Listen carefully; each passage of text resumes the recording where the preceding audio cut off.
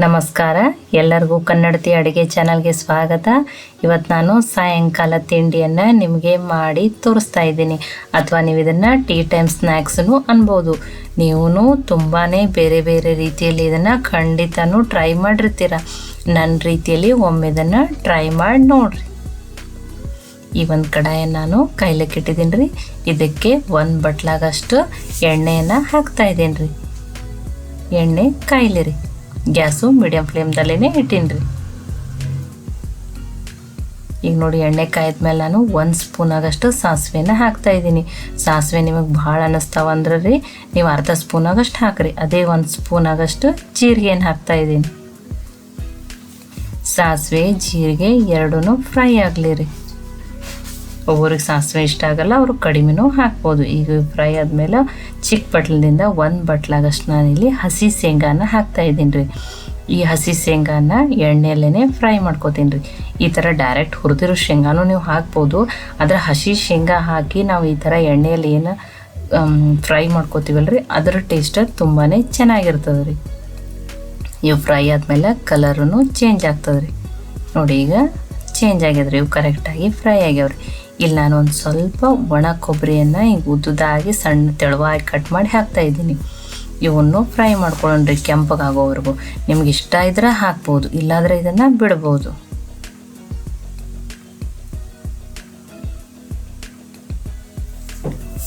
ನೋಡಿ, ಈಗ ಕೆಂಪಗಾಗ್ಯಾವ್ರಿ. ಇಷ್ಟನ್ನೇ ಕೆಂಪು ಮಾಡಿರಿ. ತುಂಬಾ ಮತ್ತು ಫ್ರೈ ಆದ್ರೆ ಅಂದ್ರೆ ಕರ್ದು ಅಂದ್ರೆ ಸ್ವಲ್ಪ ಡಾರ್ಕ್ ಕಲರ್ ಆದರೂ ಸ್ವಲ್ಪ ಕೈ ಹತ್ತಾವ್ರಿ. ಈಗ ಗ್ಯಾಸ ಲೋ ಫ್ಲೇಮ್ ಮಾಡೀನಿ ರೀ. ಇದಕ್ಕೆ ನಾನು ಒಂದು 5 ಮೆಂತ್ಯ ಮೆಣ್ಸಿನ್ಕಾಯನ್ನು ಹಾಕ್ತಾ ಇದ್ದೀನಿ. ಮೆಂತ್ಯ ಮೆಣ್ಸಿನ್ಕಾಯಿ ಹಾಕೋದ್ರಿಂದ ಫ್ಲೇವರ್ ಟೇಸ್ಟ್ ತುಂಬಾ ಚೆನ್ನಾಗಿ ಕೊಡ್ತದೆ ರೀ. ನೀವು ಇದ್ರೆ ಹಾಕ್ರಿ, ಇಲ್ಲಾಂದ್ರೆ ಇದನ್ನು ಬಿಟ್ಬಿಡ್ಬೋದು. ಮತ್ತು ಒಂದು 5 ಒಣ ಮೆಣಸಿನ್ಕಾಯನ್ನು ಕೆಮ್ಮೆಣಸಿನ್ಕಾಯನ್ನು ಹಾಕ್ತಾ ಇದ್ದೀನಿ. ಇವೂ ಏನು ತುಂಬಾ ಖಾರ ಇಲ್ಲರಿ. ಇವೆರಡೂ ಎಣ್ಣೆ ಒಳಗನೆ ಚೆನ್ನಾಗಿ ಫ್ರೈ ಮಾಡ್ಕೊಂಡ್ರಿ.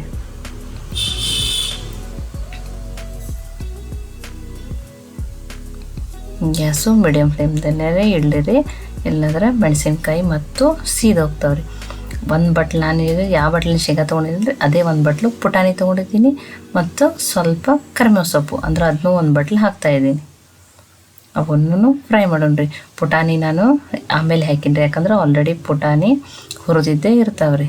ಈಗ ಕರಿಬೇವನು ಕ್ರಿಸ್ಪಿ ಆಗೋವರೆಗೂ ಅಷ್ಟೇ ನಾನು ಏನು ಮಾಡ್ಕೊತಿದ್ದೀನಿ ರೀ, ಇದನ್ನು ಫ್ರೈ ಮಾಡ್ಕೊಂಡೀನಿ ರೀ. ಈಗ ಇವು ಕ್ರಿಸ್ಪಿ ಆಗ್ಯಾವ್ರಿ.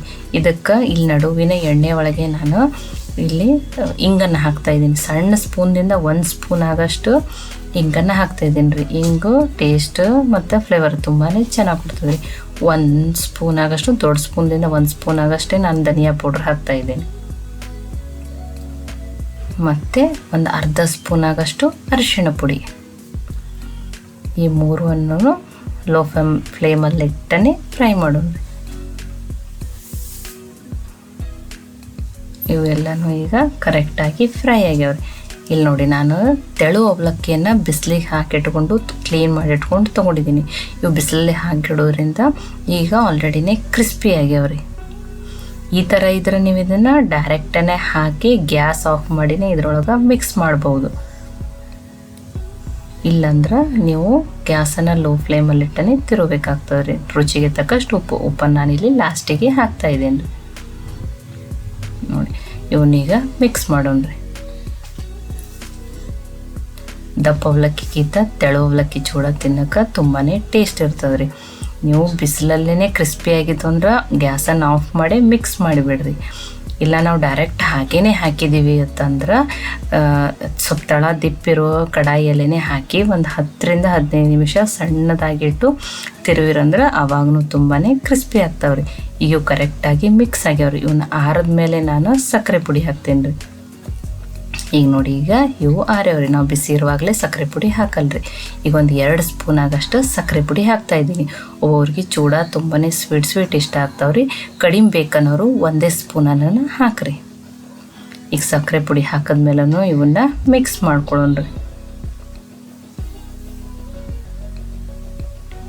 ನೋಡಿರಿ ಇವು ಕರೆಕ್ಟಾಗಿ ಮಿಕ್ಸ್ ಆಗ್ಯಾವ್ರಿ. ನಾನಿಲ್ಲಿ ಒಂದು 1/2 kg ಆಗಷ್ಟೇ ಅವಲಕ್ಕಿಯನ್ನು ತೊಗೊಂಡಿದ್ದೆ ರೀ.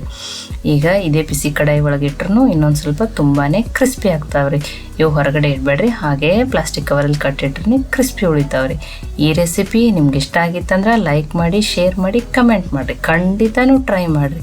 ಮತ್ತೆ ಒಳ್ಳೆ ರೆಸಿಪಿ ಜೊತೆ ಸಿಗೋಣ. ಎಲ್ಲರಿಗೂ ಧನ್ಯವಾದಗಳು.